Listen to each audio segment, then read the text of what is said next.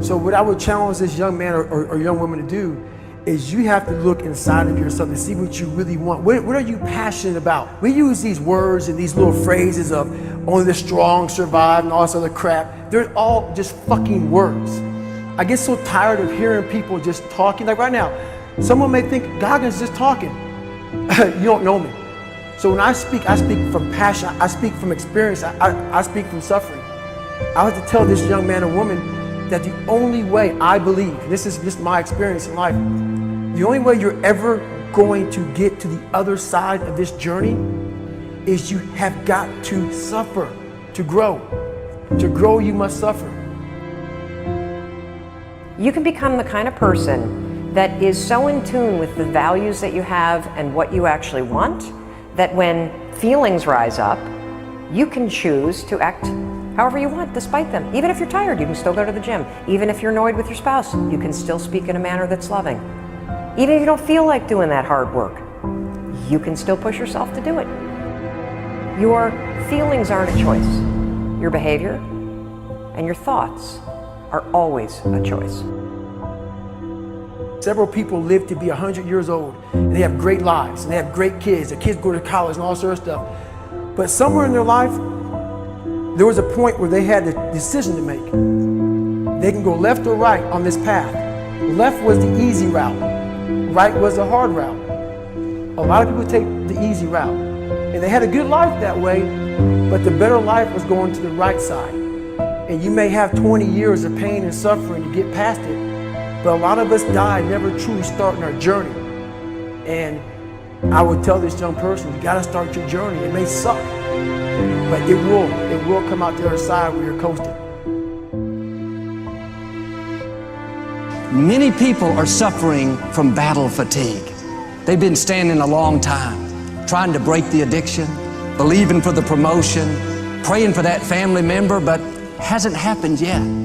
They never dreamed they'd still be single, still be dealing with the illness, still be trying to get the loan. Now they're tired. Let me encourage you, your time is coming. Your due season is on the way. Don't let time talk you out of it. Don't let discouragement cause you to give up. Don't let negative thoughts convince you to settle where you are. You were born to succeed, to win, to conquer all difficulties, and have all your faculties fully developed. Make up your mind you're going to do it every day, every day, every day, until you don't have to think about it, and then you'll automatically do it. I guarantee you, this idea will change your life. Think about it all day, because that is definitely an idea that will give you results that will stick.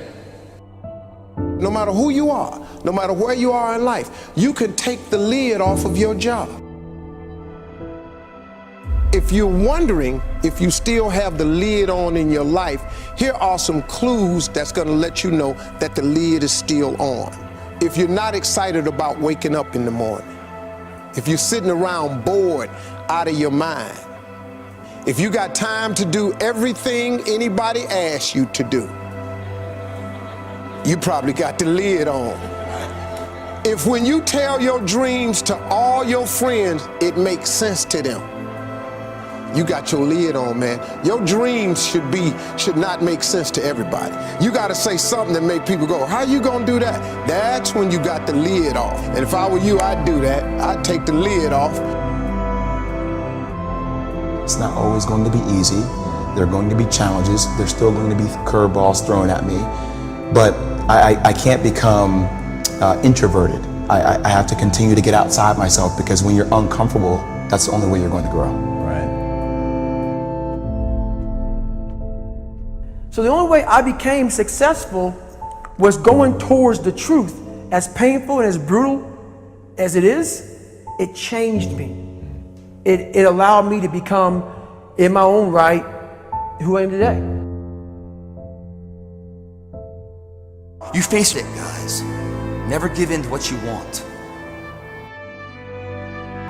We need trust, right? We need trust. When we're surrounded by people who believe what we believe and trust starts to emerge, when we trust them and they trust us, we're more willing to take risks.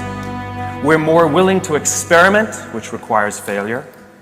We're more willing to explore and go somewhere that no one has ever gone before, with the confidence that if we fail, if we trip over, if we turn our backs, that those within our community, those who we trust and who trust us, will look after us while we're gone, will pick us up when we fall over, will help us when we're hurt. Our very survival depends on it. Courage, someone who has the courage no matter what to believe in something wholeheartedly and follow that with faith and courage to just go. And if I was able to do it, you can too. You know, but you need to start making that choice. You need to make that choice right now for yourself. There are people who've lost their arms, lost their sight. There have been people that have been through the most horrific experiences in life, and they found a way to still be happy because they've made the decision that life is too short to suffer. God will use the foolish things to confound the wise. God can use a man without arms and legs to be his hands and feet, to prove that it's not about Nick.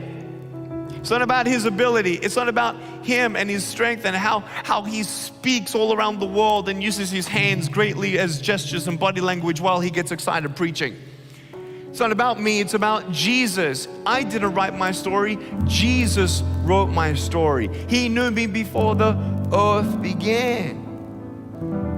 And I don't know about you, but yeah, it's good to have a job. It's good to have a relationship and get married and have kids. It's good to have that stuff. But until you find Jesus Christ as your Lord and Savior, there will be always something missing. You can't rely on you because you will fail you every single time, just about. I needed Him, not just because of this, but for my heart, for my mind. By the grace of God, He kept me here on earth, even though I tried to commit suicide at age 10. The bullying at my school convinced me that I was a mistake, that I'd never eventuate to anything. Man, what a lie. When you realize it's just the devil, I say just the devil because the devil's nothing compared to Jesus. I was listening to the encouragement my parents were saying, but then listening to the lies at the same time. The lies saying, you're not good enough, Nick, just give up. No, I'm wonderfully and fearfully made according to Psalm 139. Oh, Nick, you should just give up. No, I can't do all things through Christ who strengthens me. But what we need healing first is in the inside and to hear the voice of God.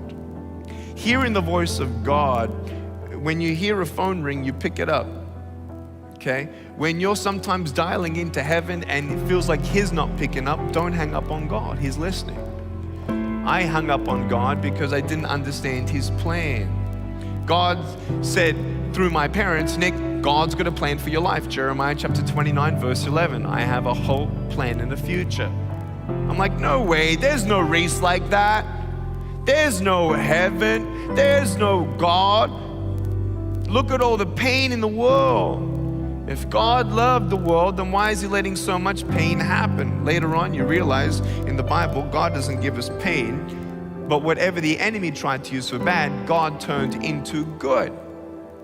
I can't do anything with my broken pieces, but there's nothing that God cannot do. I've seen pain. I've seen miracles. God allows things that we don't understand, but I want you to know if you hold on to Him, He'll hold on to you. If you trust in the Lord with all your heart, even when you cannot walk, He'll carry you.